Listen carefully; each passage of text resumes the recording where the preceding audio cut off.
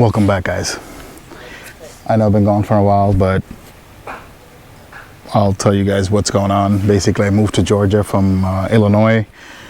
Instead of buying a business or a place or leasing, I decided to get the land and build on it myself. Needless to say, there's a lot of hurdles that I had to cross, but we're almost there. So I am tuning in Georgia now, locally, remotely. I even do fly-in tunes where if you're somewhere else and you have a bunch of people that wants to tune, we could set a, like a weekend or a few days, and we'll discuss the fees and fly out and do the thing. But today we are tuning Tyler's car.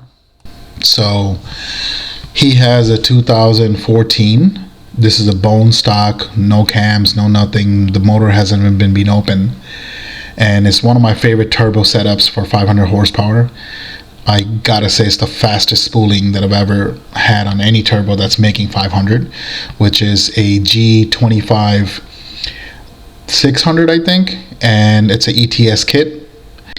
I want to note that this kit is not stock location, so it shouldn't be compared to any of the aftermarket turbo kits from Chris Robbins or Tyler Gennari. This is a full-blown kit. Out of the full-blown kits, this is the fastest spooling for 500 horsepower, in my opinion. And it's not cost efficient at all. It's like 6,000 plus. Those aftermarket ones will do the same thing, and in stock location you have to buy less parts. He also has 1200cc injectors, which I would change. I don't, that's great for below 500, but he should be getting 1300 cc's. And then he has a surge tank with Walbros, and one in the surge and one in the main. As you can see, it's a beautiful car. He kept it bone stock except for add-ons, and he's on E85. I've actually tuned this car on the street. We already did 93. He doesn't really care about that because he's doing autocross. He's going to be on E85, so we're going to try to make some power today on E85. And this is on stock ECU with Tephra flex fuel logic. Let's see how we do today. And this is at counter steer, and this is where I'm tuning out of currently.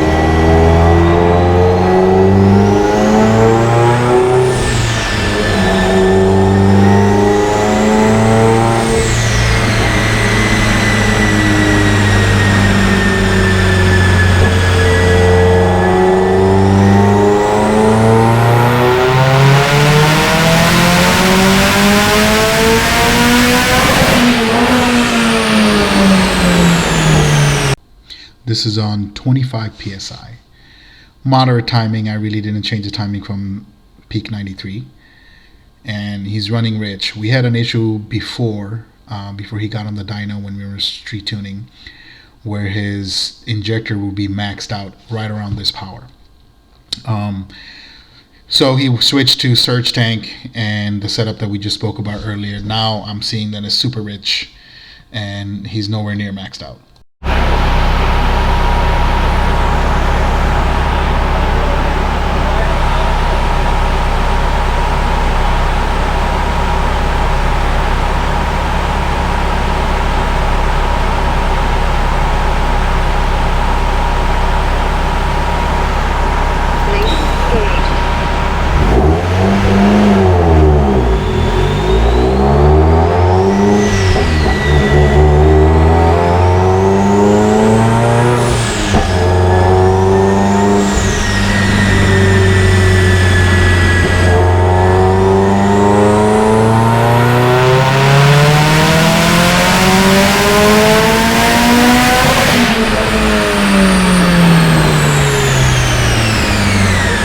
This is same everything, just changed to fuel and slight MIVEC changes up top before he can handle it. Like his, the advancing caused a lot of lean issues. But now that he's fortified his fuel system, I was able to advance a little bit up top, and it produced great results. Now I'm gonna turn up the boost at least like 28 psi maybe, and see what happens.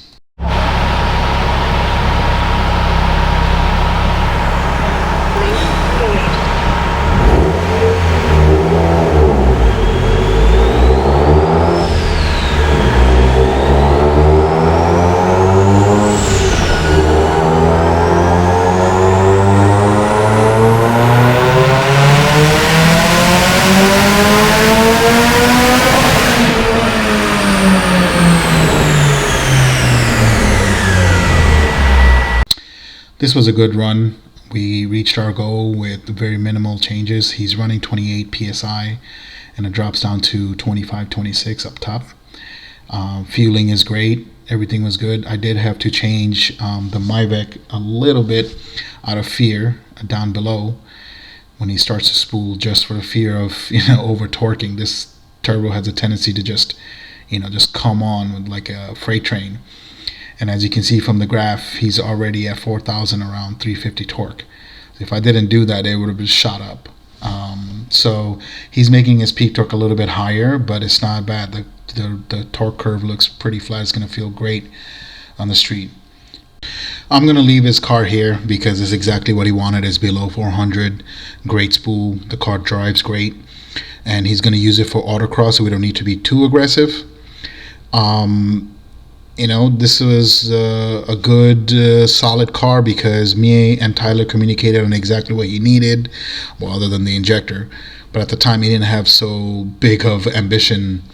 But with slightest upgrades, he's going to be a lot safer. 1200 cc's, 500. I mean, a lot of people do it. This can be done, but I prefer larger injectors for that power, especially on the 85. But this turned out great, and I really enjoyed it. Great communication with your tuner, and it really helps if they have experience in the parts that they're recommending. If you are looking at odd suggestions counter to what everybody else is saying, what the consensus is in the market about what part is what, those are red flags. I would question my tuner or builder or whatever. But either way, thank you guys for watching. I greatly appreciate all the support that I'm getting in my previous videos. I love you guys. This is the reason why I'm doing this, and more videos are to come. Looking forward to all the comments and feedback, and I'm hoping that these videos are helping someone. I know it helps me emotionally, but I'm really hoping it really does help someone. And thank you, and please be kind to each other.